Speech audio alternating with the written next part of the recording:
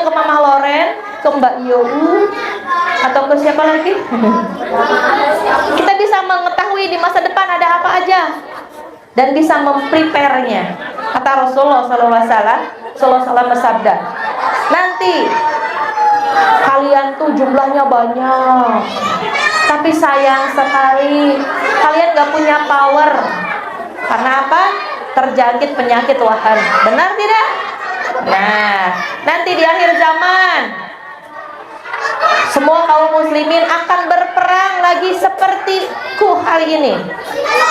Sahabat yang tidak pernah melihat teknologi bingung. Ya Rasulullah maksudnya seperti apa? Akhirnya makan kebayang ya. Nanti kita akan kembali ke seperti zamannya Rasulullah SAW. Ada tuh kelompok-kelompok atau komunitas-komunitas yang sudah mempersiapkan hal itu. Mereka belajar panahan, belajar naik kuda, belajar canning yang sekarang tahu? Canning mengawetkan makanan dengan cara direbus ditutup di dalam toples. Karena nanti mah nggak ada freezer loh Bu. Kayak lamun makanan dibekukan disimpan di mana? Itu dapatnya dari mana? Dari kisah. Apalagi nanti akan turun Dajjal. Jadi kan kita tuh berlomba-lomba ngafal surat Al-Kahfi, berlomba-lomba meningkatkan ketakwaan. Itu dari mana? Dari sirah. Jadi semangat belajar sirah. Akan selalu dapat pelajaran ketika kita belajar sirah Nabawi. Masih ada? Ya. Dan sekarang kita akan berkisah, bukan berkisah ya.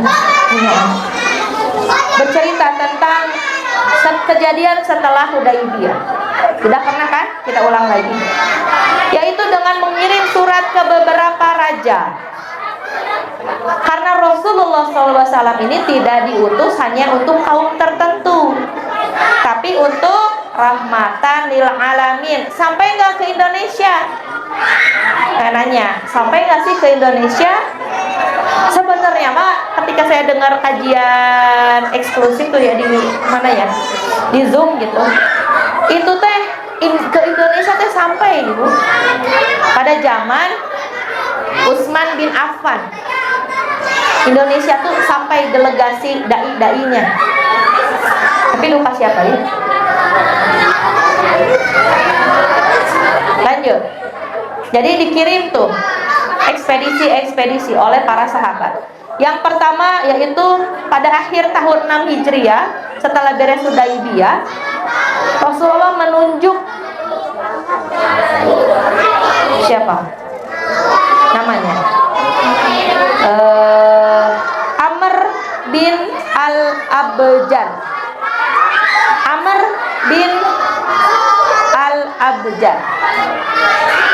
Rasulullah mengutus Amr bin Al-Abjar ini buat ke Habasyah. Ke Habasyah di mana? Di Ethiopia, ayeuna Afrika. Orangnya kulit hitam, legam.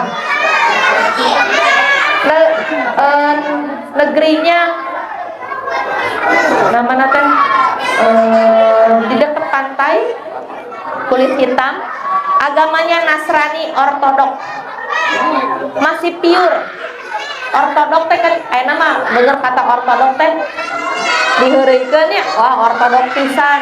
Ortodok teh kan berarti masih pure, masih murni, belum dirubah-rubah kitabnya, belum ada-adakan hukum lagi. Siapa pemimpinnya? Raja Najasyi yang bernama, ini yang sempat kemarin debat dengan Amr bin Al-As, masih raja yang sama, namanya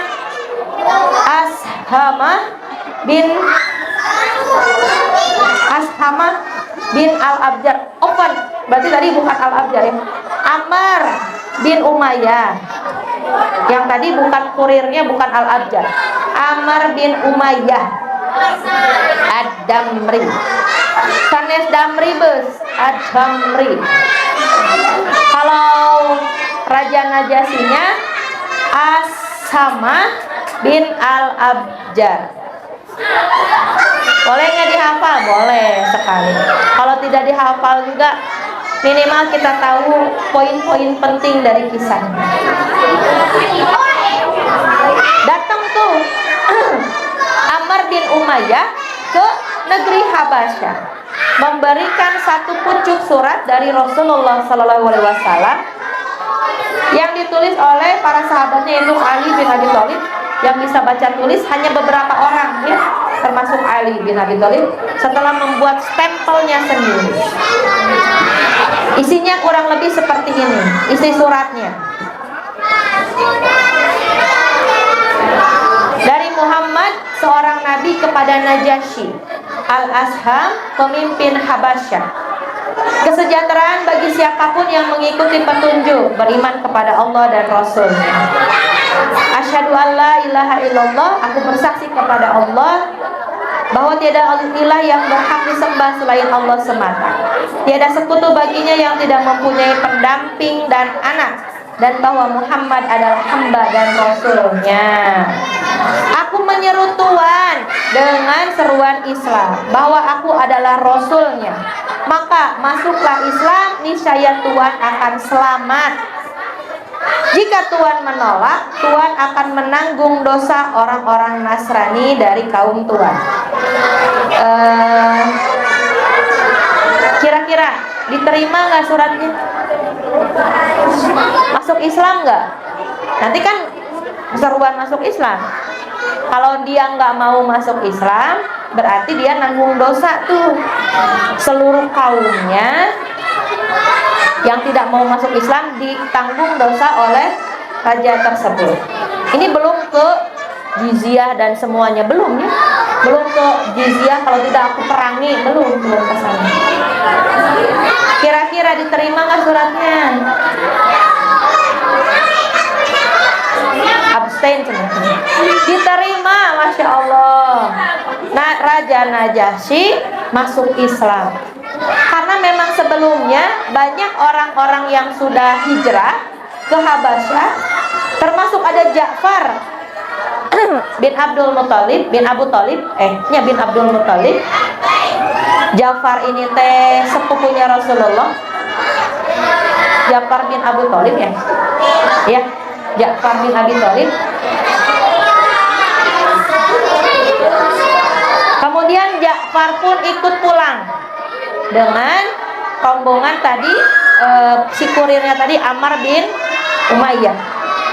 Akhirnya diterima dan kemudian Najasyi ini masuk Islam. Terus kumaha pas Najasyi masuk Islam? Otomatis ditentang. Memang sudah seperti itu ya. Kemudian meminta agar Ja'far dan rekan-rekannya yang hijrah ke Habasyah untuk menaiki 2 perahu dikembalikan lagi. Dan Ja'far serta rekan-rekannya datang ke Madinah ketika sudah terjadi perang Khaybar. Berarti sudah perjalanannya cukup panjang, hampir 6 bulanan. Datang ke Madinah pas sedang terjadinya perang Khaybar. Sesudah, jadi ada yang dikirim ekspedisi-ekspedisi, Rasulullah tetap saja dengan apa sih? Aktivitasnya tetap saja dengan perniagaannya, tetap saja dengan majelis taklimnya dan semuanya, sampai terjadilah pecah perang Khaybar di tahun ke-7 Hijriah, 1 tahun setelah perjanjian Hudaybiyah. Masih ada waktu? Masih? 1742 masih ada waktu kan? Yang kedua. Nah, sedikit ya, ini akan lebih panjang, berarti bakal ada ini. Surat yang dikirim oleh Hatib kepada Raja Mesir, Hatib bin Abu Balta'ah. Ini adalah cikal bakalnya Rasulullah menikah dengan Maria. Ketika Rasulullah mengutus Hatib bin Abu Balta'ah untuk ke Muqawqis, yaitu Raja Mesir. Bagaimana kisah Hatib ini bisa diutus untuk pergi ke Mesir, dan ketika pulang membawa Maria dan Sirin. Maria akhirnya dinikahi oleh Rasulullah SAW, yang akhirnya akan melahirkan Ibrahim, anaknya Rasulullah. Kemudian Sirin dinikahi oleh sahabatnya Rasulullah, namanya teh Utsman bin Talha kalau tidak salah. Nanti disitu. Dan penyebab Rasulullah mengirim Hatib ini yang jadi menarik nantinya ya. Insya Allah akan dikisahkan di pekan depan. Ada walau sudah ada. Subhanakallahumma rabbana wa bihamdika asyhadu an la ilaha illa anta astaghfiruka wa atubu ilaik. Aku lakukan hada wa astaghfirullah wa lakum. Wassalamualaikum warahmatullahi wabarakatuh.